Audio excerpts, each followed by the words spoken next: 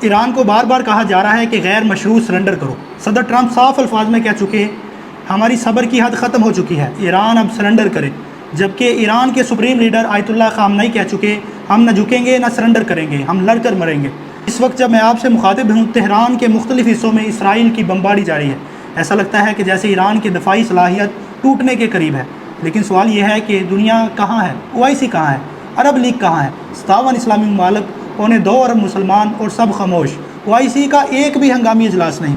کیا ہم صرف بیانات اور ٹویٹس کے لیے رہ گئے ہیں؟ اسرائیل نے پہلے غزہ کو قبرستان بنایا، اب تہران کو کھنڈر بنا رہا ہے، اور دنیا کہتی ہے اسرائیل کو دفاع کا حق حاصل ہے۔ ایران 1800 کلومیٹر دور، کوئی سرحد مشترک نہیں، پھر دفاع کس چیز کا؟ یہ حملہ ہے اور واضح حملہ ہے۔ ترکی جیسے اسلامی ممالک صرف تقریریں کر رہے ہیں، تجارت بھی جاری ہے اور ہیرو بننے کی اداکاری بھی۔ ایران کو تنہا چھوڑ دیا گیا، لیکن ایران کا قصور کیا ہے؟ جوہری طاقت بننے کی کوشش، خود مختاری۔ امریکہ اور اسرائیل کو صرف ایک ایران چاہیے، کمزور، تابع دار، بغیر دفاعی صلاحیت کے۔ ایران پر روز بم برس رہے ہیں اور ایران بھی جواب دے رہا ہے۔ تل ابیب میں سائرن بج رہے ہیں، لیکن نقصان کا تناسب 10% بھی نہیں، کیونکہ جنگ ٹیکنالوجی کی ہے اور جذبہ اکیلا کافی نہیں ہوتا۔ ایران اس وقت ہار رہا ہے، لیکن اصل سوال یہ ہے کہ کل کس کا نمبر ہے؟